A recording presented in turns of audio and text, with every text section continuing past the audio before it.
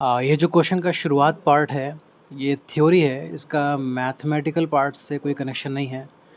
तो main question यहाँ से स्टार्ट होता है, दे ऑब्ज़र्व्ड। तो वो जो स्टूडेंट्स गए हैं ऋषिकेश, उन्होंने ऑब्ज़र्व किया है फ्रॉम अ पॉइंट पी। आप देखें यहाँ पर पॉइंट पी दिया हुआ है, ये पॉइंट पी है। तो इस पी पॉइंट से वो ऑब्ज़र्व करते हैं that the angles of depression of opposite banks of the river are 60 degree and 30 degree.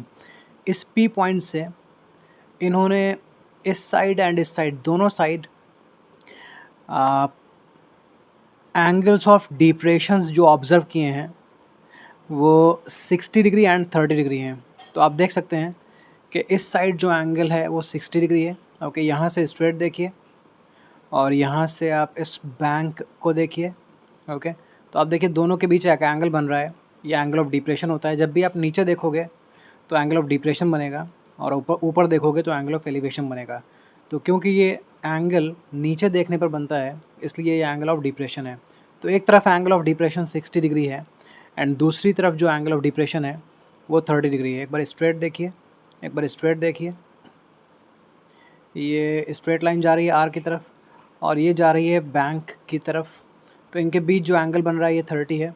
तो ये दो एंगल्स की बात हो रही है। ओके, ये जो ऊपर 30 दिख रहा है इसकी बात नहीं हो रही है।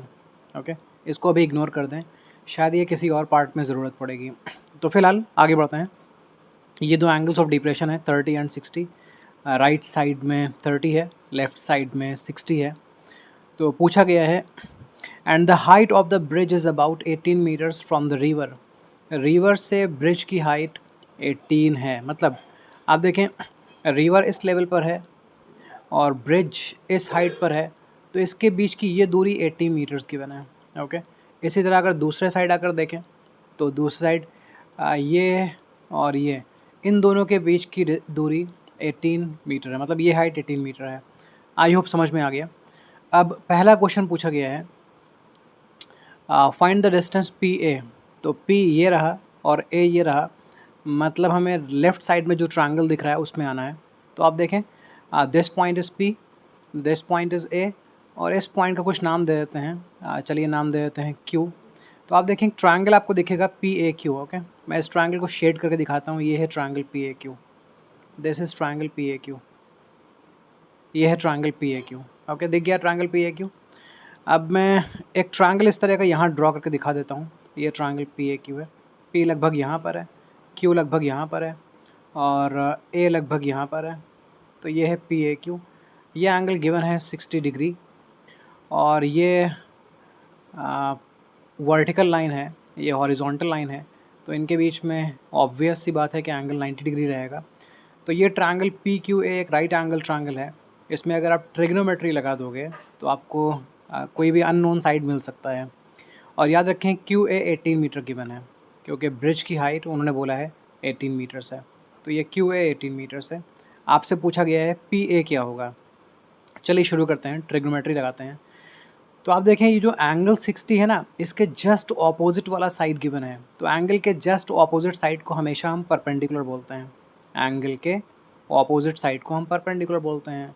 राइट एंगल ट्रायंगल में अक्यूट एंगल के ऑपोजिट साइड को हम बोलते हैं परपेंडिकुलर। तो ये क्यू ए परपेंडिकुलर है और इन्होंने पूछा है पी ए क्या होगा। पी ए मतलब जो 90 के ऑपोजिट है वो पूछा गया है। 90 के ऑपोजिट को हाइपोटेन्यूज बोलते हैं। तो आप देखें परपेंडिकुलर गिवन है, हाइपोटेन्यूज फाइंड करना है, तो P अपॉन एच ये रेशियो हमारी हेल्प करेगा।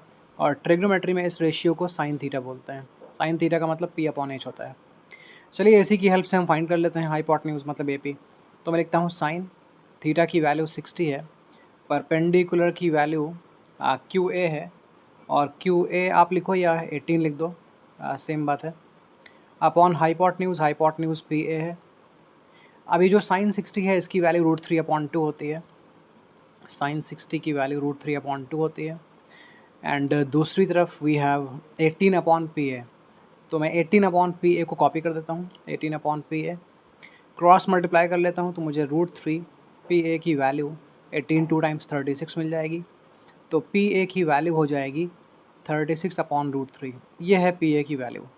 लेकिन डिनोमिनेटर में एक इरेशनल नंबर है, इसका मतलब है थोड़ा हमें सिंप्लीफाई कर देना चाहिए इसको। तो डिनोमिनेटर को रैशनलाइज़ करने के लिए हम √3/√3 से मल्टीप्लाई कर देंगे। न्यूमरेटर एंड डिनोमिनेटर दोनों में √3 से मल्टीप्लाई कर देंगे। तो ऊपर आपको मिलेगा, जब 36 को आप √3 से मल्टीप्लाई करोगे तो आपको मिलेगा 36 √3 एंड यहाँ √3 इंटू √3 3 मिलेगा। पी ए की वैल्यू हो जाएगी 36/3 12 होता है, 12 √3 हो जाएगा ये। क्लियर? ये अगर आप डेसिमल में आंसर चाहते हैं तो √3 की जगह 1.732 लिख कर 12 से मल्टीप्लाई कर लेना। फ़िलहाल मैं इस आंसर को यहीं छोड़ता हूँ। आपको इतना आंसर लिखने के पूरे मार्क्स मिलेंगे, लेकिन अगर डेसिमल में चाहिए हो तो आप 1.73 लिख सकते हैं। अगर क्वेश्चन में √3 की वैल्यू दी हुई है तो इसका मतलब होता है कि अब आपको वो वैल्यू यूज़ करनी पड़ेगी और आंसर डेसिमल में ही बताना पड़ेगा। फ़िलहाल आगे बढ़ते हैं, बी पार्ट पर आते हैं। Find the distance P B. तो पी बी का मतलब ये डिस्टेंस पूछा गया, ये डिस्टेंस पूछा गया है। ओके, तो एक ट्रायंगल ऐसा ढूंढते हैं जो राइट एंगल ट्रायंगल हो और जिसमें पी बी आता हो। तो वो राइट एंगल ट्रायंगल ये है P R B. P R B एक राइट एंगल ट्रायंगल है जिसमें पी बी आता है। ओके, इसमें ये एंगल तो 90 होगा क्योंकि ये वर्टिकल लाइन है, ये हॉरिजॉन्टल लाइन है, इनके बीच एंगल 90 रहता है और ये एंगल 30 डिग्री गिवन है। तो इस ट्रायंगल को मैं ड्रॉ कर लेता हूँ कहीं बाहर। पी आर बी को मैं ड्रॉ कर लेता हूँ किसी दूसरे पेज में। पी आर बी, बी कहीं यहाँ पर है, आर यहाँ पर है, पी यहाँ पर है। ये angle of depression 30 degree given था और ये जो हाइट है ब्रिज की 18 मीटर्स हमें ऑलरेडी मालूम है। हमसे पूछा गया है पी बी क्या है, मतलब 90 के ऑपोजिट वाला साइड एक बार फिर पूछा गया है। तो हाइपोटेन्यूज बताना है और परपेंडिकुलर मालूम है। देखिए, एंगल के ऑपोजिट जो भी होता है वो परपेंडिकुलर होता है। किसी भी राइट एंगल ट्रायंगल में अक्यूट एंगल के ऑपोजिट साइड को हम परपेंडिकुलर बोलते हैं। तो परपेंडिकुलर मालूम है, हाइपोटेन्यूज फाइंड करना है, मतलब एक बार फिर साइन थीटा की ज़रूरत पड़ेगी। साइन थीटा होता है P/H, P for perpendicular, H for hypotenuse. Sine theta की वैल्यू इस बार 30 है, पिछली बार 60 थी। परपेंडिकुलर की वैल्यू 18 है एंड हाइट है, हाइपोटेन्यूज है PB। अब साइन 30 की वैल्यू 1/2 होती है, याद होगी आपको, एंड ये है 18/PB। ट्रिग्नोमेट्रिक टेबल अगर लर्न ना हो तो उसको लर्न करने की एक ट्रिक होती है, मेरे चैनल पर आपको मिल सकती है। मैं डिस्क्रिप्शन में लिंक भी दे दूँगा, आप उसे देख लीजिएगा। तो उसमें साइन 30, कॉस, टैन सभी की वैल्यूज़ लिखी हैं और ट्रिक भी है उसकी। फ़िलहाल क्रॉस मल्टीप्लाई करते हैं। PB ने 1 को मल्टीप्लाई किया, हमें PB मिला, एंड 18 ने 2 को मल्टीप्लाई किया, 36 मिला। तो ये 36 मीटर है PB। ठीक है जी, 2 पार्ट्स हो गए। अब आते हैं थर्ड पार्ट पर। Find the width AB of the river. AB width find करनी है, A से लेकर B कितना है ये फाइंड करना है। तो अगर AB फाइंड करना है ना, तो आप QR भी फाइंड कर सकते हो क्योंकि AB और QR इक्वल हैं। आप देखें, जितना AB है उतना ही QR है, तो आप QR फाइंड कर लो। और QR फाइंड करने के लिए आप QP प्लस PR फाइंड कर लेना। QP प्लस PR, ठीक है जी। तो मैं पहले QP फाइंड करता हूँ और देन PR फाइंड करता हूँ और QP और PR को ऐड करूँगा तो मुझे QR मिल जाएगा और QR ही विड्थ AB के इक्वल है, ठीक है ना। तो जो मैंने फर्स्ट ट्रायंगल लिया था ना, इसी ट्रायंगल को मैं दोबारा ले रहा हूँ, लेकिन इस बार ट्रिग्नोमेट्रिक रेशियो चेंज कर दूँगा और मुझे QP मिल जाएगा। इस बार मैं कॉस से करूँगा। आपको पता है कॉस थीटा का मतलब होता है बेस अपॉन हाइपोटेन्यूज। तो कॉस थीटा की वैल्यू 60 ही है। आप बेस किसे बोलते हैं वो समझिएगा। इस थीटा के ऑपोजिट जो साइड है ना, मतलब QA, ये परपेंडिकुलर है और 90 के ऑपोजिट जो है मतलब PA, ये हाइपोटेन्यूज है। तो अब जो बच गया वो बेस है, मतलब QP है बेस, QP है बेस और हाइपोटेन्यूज है PA। और हाइपोटेन्यूज की आपको वैल्यू मालूम है, हाइपोटेन्यूज की वैल्यू आई थी ये 12√3। तो आप 12√3 लिख दें इसकी जगह, 12√3, 12√3। कॉस 60 की वैल्यू होती है 1/2, 1/2 is equals to QP upon ये जो हमने फाइंड किया था 12√3, 12√3। अब क्रॉस मल्टीप्लाई करते हैं तो QP की वैल्यू आपको मिलेगी 2QP हो जाएगा 12√3, 2QP हो जाएगा 12√3, 2QP हो जाएगा 12√3। मतलब QP की वैल्यू हो जाएगी 12√3 अपॉन 2, मतलब 6√3, 6√3 मीटर्स। ये है QP, ठीक है जी। चलिए अब क्या फाइंड करना है, अब फाइंड करना है ये PR। जब QP और PR को ऐड करेंगे तब मिलेगी हमें विड्थ। तो PR पर आते हैं। PR फाइंड करने के लिए मैं इस ट्रायंगल पर डिपेंड हो रहा हूँ। ओके, इस ट्रायंगल में वापस आ गए हैं हम, लेकिन इस बार हमें फाइंड करना है PR। तो यहाँ पर कॉस थीटा यूज़ करना पड़ेगा हमें। कॉस थीटा का मतलब होता है base upon hypotenuse. Cos theta की वैल्यू 30 है, बेस 90 के ऑपोजिट साइड को मतलब पी बी को हाइपोटेन्यूज बोलेंगे, थीटा के ऑपोजिट साइड मतलब आर बी को परपेंडिकुलर बोलेंगे। तो हाइपोटेन्यूज पी आर को बोला जाएगा, सॉरी बेस हाइपोटेन्यूज को बेस पी आर को बोला जाएगा, please forgive me, base P R को बोलेंगे। और हाइपोटेन्यूज की वैल्यू पी बी है, और पी बी हम फाइंड कर चुके थे। पी बी कितना आया था? पी बी आया था 36 आया था, 36। अब cos 30 की वैल्यू में लिखता हूँ, ये है √3/2 और पी आर बाय 36 लिखता हूँ। तो 2PR की वैल्यू 36√3 हो जाएगी। तो PR की वैल्यू PR की वैल्यू हो जाएगी 18√3। 36 2 से डिवाइड होगा, 18√3 हो जाएगी। आई होप इतना क्लियर है। तो आप देखें, आपको QP की वैल्यू मिल चुकी है। QP की वैल्यू मिली है 6√3 और PR की वैल्यू मिली है 18√3। तो आपको AB फाइंड करना था। ओके, AB फाइंड करना था। और मैंने आपको बोला था कि AB की वैल्यू QR के इक्वल है। AB की वैल्यू QR के इक्वल है, QR के इक्वल है।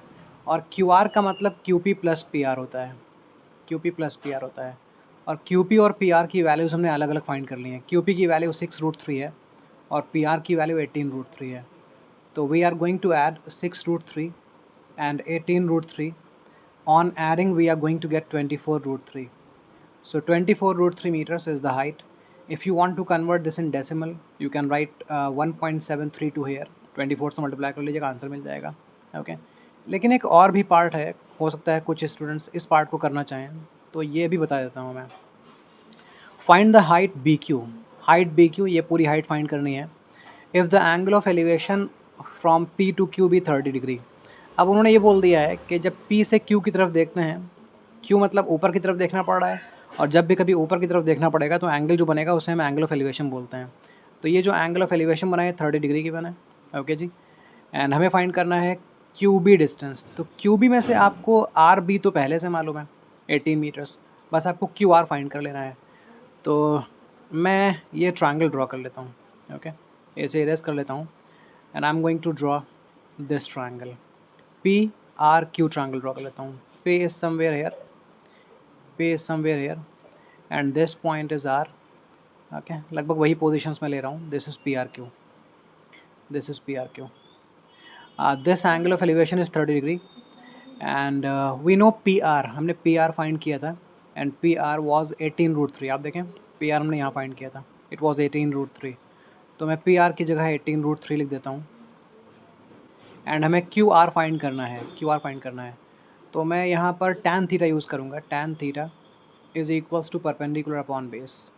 आई एम टेलिंग यू कि मैं क्यों यूज़ कर रहा हूँ tan थीटा, क्योंकि देखा थीटा के ऑपोजिट जो है परपेंडिकुलर वो आप फाइंड करना चाहते हैं, और 90 के ऑपोजिट हाइपोटेन्यूज ये हमें फाइंड करना नहीं है यहाँ पर, और ये बेस हमें गिवन है। तो अगर बेस और परपेंडिकुलर की बात होगी तो tan यूज़ करना पड़ेगा, क्योंकि tan थीटा का मतलब परपेंडिकुलर अपॉन बेस होता है। अब आप tan लिख लो। थीटा 30 डिग्री गिवन है, perpendicular we are calling it QR and base है 18√3। अब tan 30 का मतलब होता है 1/√3 is equals to QR upon 18√3। √3 one times ये कैंसिल हो गया, तो आपको QR की वैल्यू मिल जाएगी क्रॉस मल्टीप्लाई करने पर 18 मीटर्स।